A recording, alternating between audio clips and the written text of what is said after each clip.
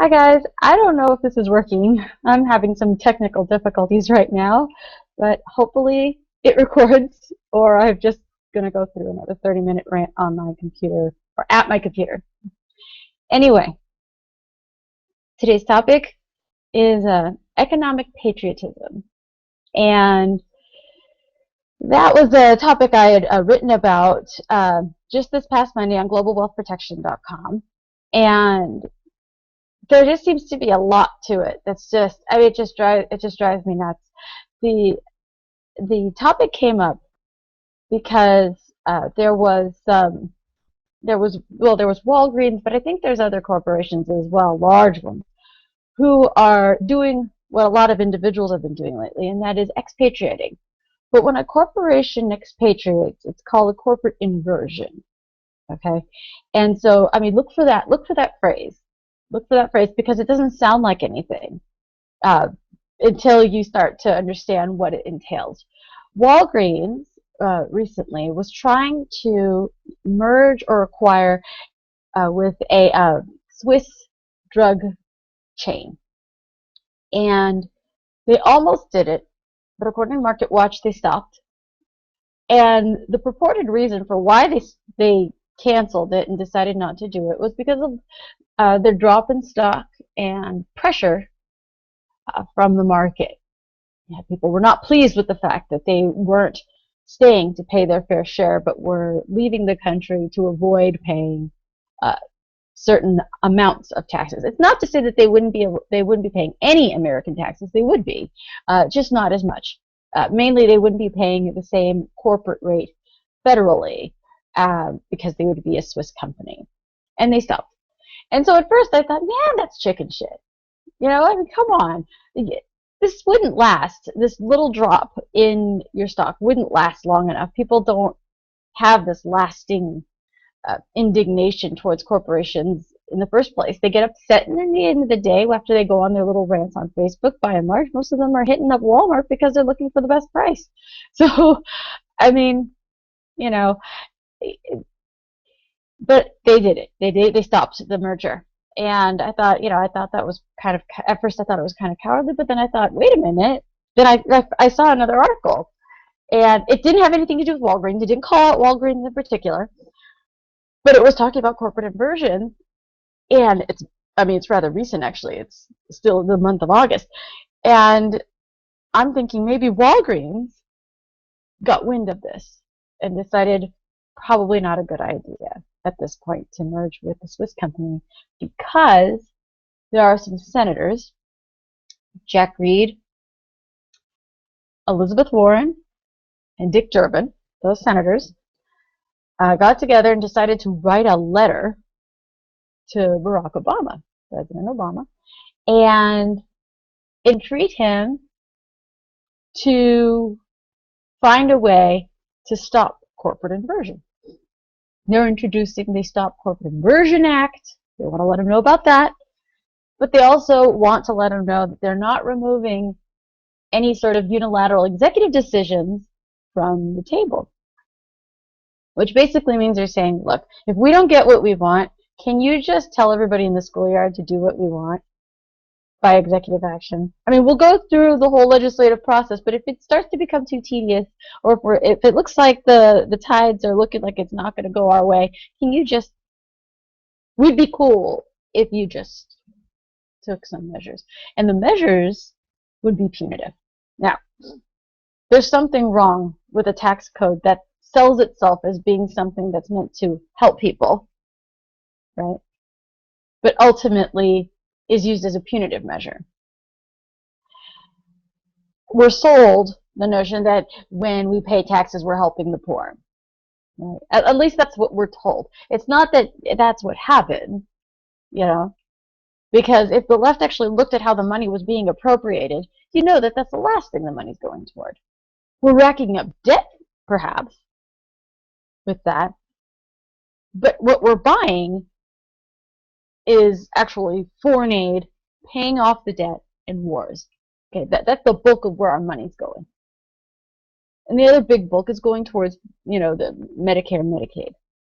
Okay, and then other little ancillary programs. So when we look when we look at where our taxes are going, I mean, it doesn't even take much scraping off the top to see where the money's actually going. Okay. With that all being said, even if you still want to buy into the fact that there's something noble about paying taxes, when you find out that revenue is being generated federally, similar to the way it's being generated locally, and that is through extortion and through punitive measures, okay, it starts to become a little less noble. You kind of lose your position of righteousness with the whole taxation thing when it becomes a punitive measure and not a measure simply to take care of the general welfare. Okay.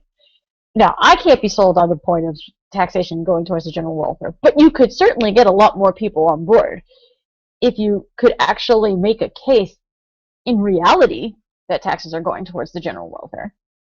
You know, I mean, it'd be a better sell. You'd get more people in the net if you actually did something that demonstrated that tax dollars went towards something that resembled the general welfare. But it's not. It's not only is the money that we are getting going towards the general welfare, but it's also being generated. The money is actually being generated. The revenues are being generated through punitive measures, which in itself becomes, you know, it becomes transparent that taxation is nothing more than a penalty for being successful. Right? So corporations recognizing this decide that they're going to go off and merge or buy or acquire or do some sort of corporate restructuring offshore. Now, on its face, there's absolutely nothing wrong with two companies getting together and saying, okay, let's join forces. There's nothing wrong with that. I mean, on any level, even on a statist level, there's nothing wrong with Bob's Hardware in the United States and Jack's Hardware in England getting together, or in Ireland, because they have a corporate tax rate that hovers around the low 20 percentile range, while the United States is hovering closer to 40%. Right? So even if they had a team of lawyers, even if they have this team of lawyers working on making, dotting every I, crossing every T so that they can go offshore, it's still going to be cheaper than just paying the taxes. Now, if you want to look at it from a strictly consumer marketing perspective, there's nothing that the United States is doing other than riding on the coattails of a first world name brand, right? For example, if you look out in just the general market, you have places like Neiman Marcus, which, is often called needless markup. And it's because it's just so ridiculously expensive that you can't even afford shit off of their clearance rack, or at least the average person can't. But people are willing to go there. Every once in a while, people will indulge, right, and buy something, whatever it is. Now, the average person is indulging. The opulent person is just going shopping. But Neiman Marcus doesn't sell itself on good prices. There's nothing about Neiman Marcus that says, oh yeah, come here for your bargain. They don't market themselves that way. They market themselves as a status symbol, as a high-profile, affluent department store. So they make no bones about the fact that everything is marked up to the hilt, okay? But it has great service. It has a name for itself. It has name brands. I mean, really upscale brands. And when you say, I bought this at Neiman Marcus, it kind of curries some social, favor, or in some circles, people are impressed with this, and so people like that. Same with Bloomingdale's, to some extent, Nordstrom, not as much as Neiman Marcus. But there are places where you can go, like you can go and get plates from Pottery Barn and Crate and Barrel and pay a huge premium on these ceramic plates simply because it'll have the name on the back that says Pottery Barn, right? So people are willing to pay for name brand stuff because it means something. There's some value to that. When they go into their social circles, they're saying, I got it here, and people respond in a way that they like. So there's some value to them in that. The United States has a premium in its tax structure, in its corporate taxation. Okay, and it's about a 20% premium on everybody else. So the question is there some value to that premium? Do you get something for that? Okay? When you say, oh, I'm in the United States, do people say, oh, you're in the United States, you're based in the United States? Well, that's some high class fare right there. Do they say that? I mean, in corporate circles, do you imagine that people are saying, wow, yeah, you're paying an extra 20% in corporate income tax just for the name brand of saying you're based in the United States?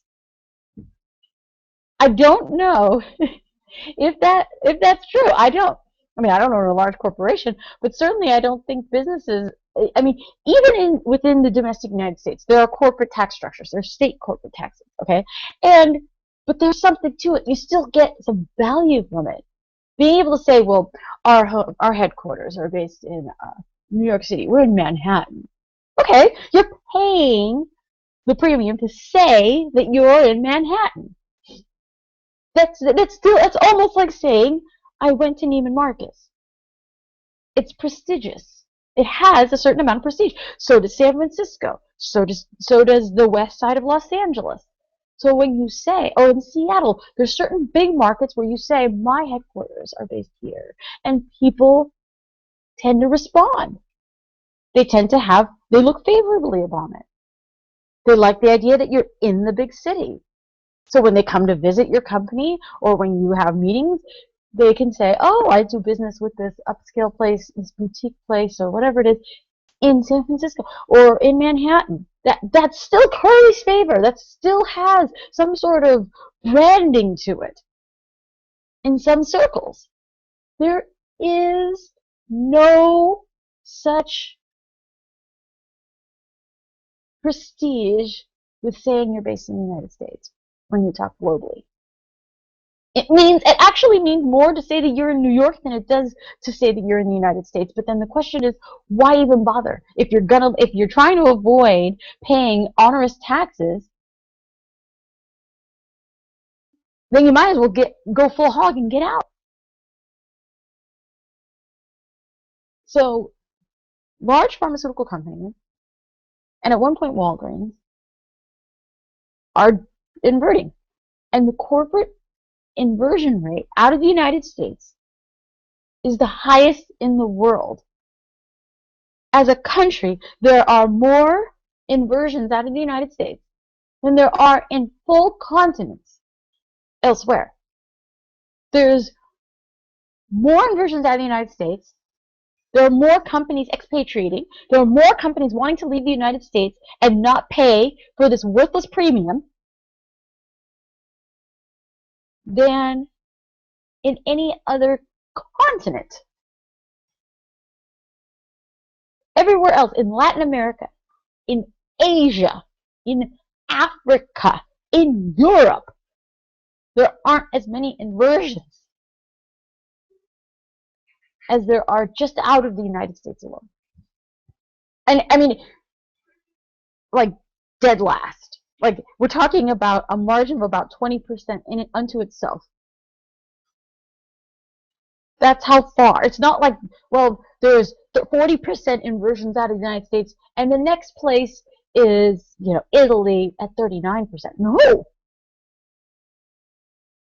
They're all in the low 20 percentiles in their inversion rates in other continents. So that's all the countries in the continents together haven't inverted as much as the United States.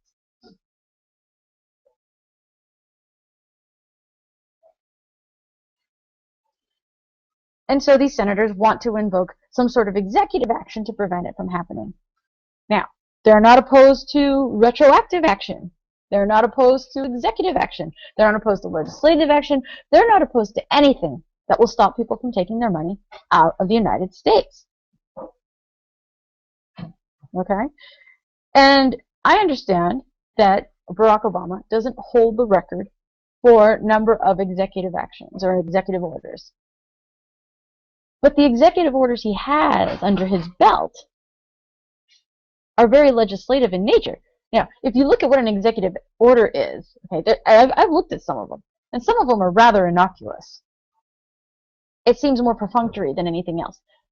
But when executive action starts to supplant legislative action, you've got problems in this.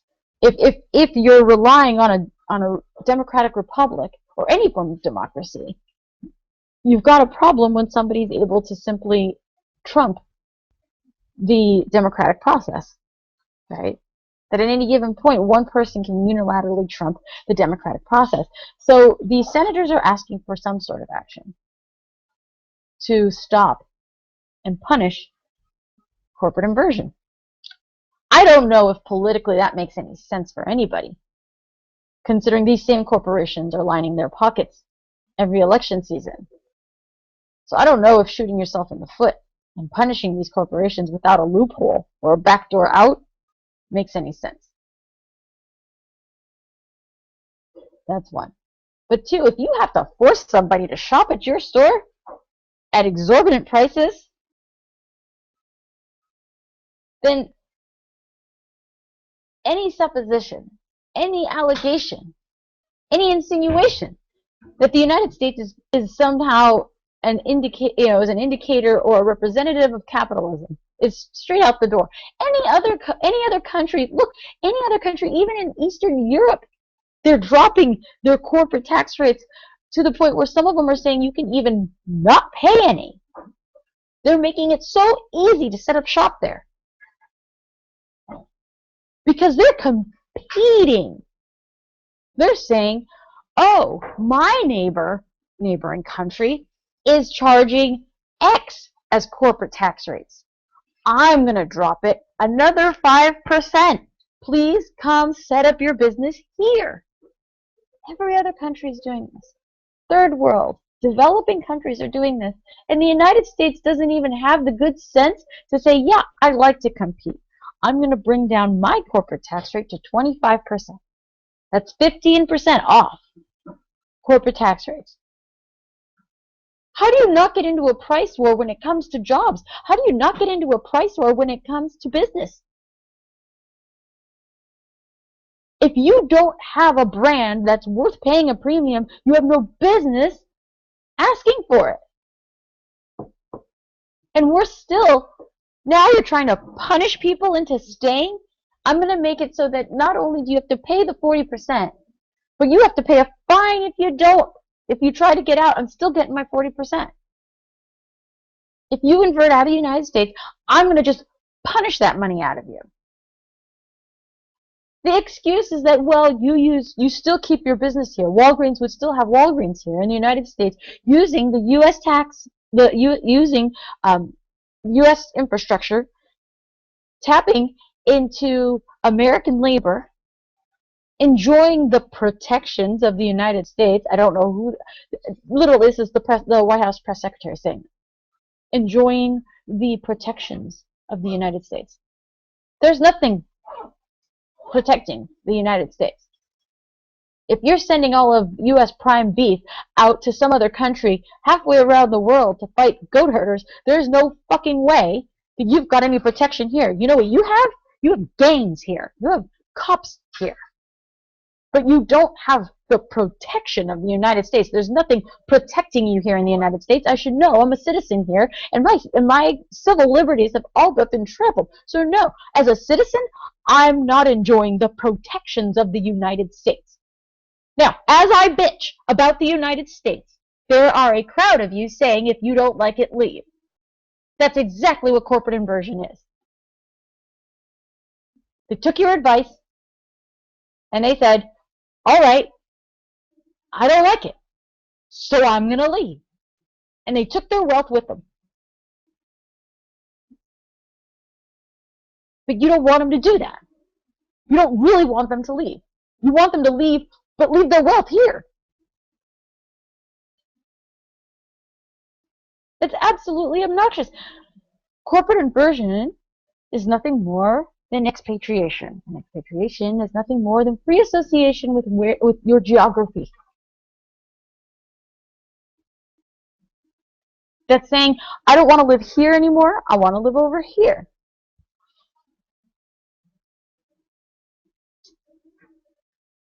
I want home base to be out of this geography rather than this geography, this jurisdiction rather than this jurisdiction.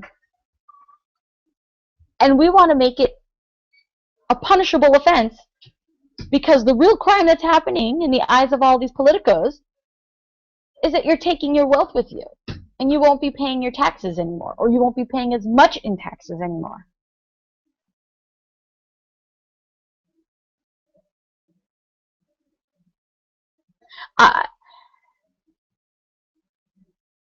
It's not above Barack Obama to do it. And I think Walgreens knows that, which is probably why they called off the deal. I mean, I don't think that the drop in stock was enough. I really don't. I think in the grand scheme of things, Walgreens executive knows. Those executives know that the contempt in the hearts of Americans is very short-lived and fleeting. It has the lifespan of a flea. We're pissed for a day. Oh my God, we're so pissed. And then next day we wake up, oh, I gotta pick up my prescription at Walgreens. Nobody's gonna stop using Walgreens. Please. If anything, I was gonna go spend some more over there and start buying everything I could from Walgreens just to show my support. Good for you. The same people who are getting all pissed off that these corporations want to avoid taxes are the same people who itemize. That's right. Tax avoidance is tax avoidance, my friends, and tax avoidance comes in the form of deductions. So if you want to criticize a corporation for trying to avoid taxes, then don't take any deductions. Don't even claim yourself. Don't even claim yourself. Don't claim your kids. Don't claim the interest on your student loans. Don't claim the interest on your mortgage. Don't claim your property taxes.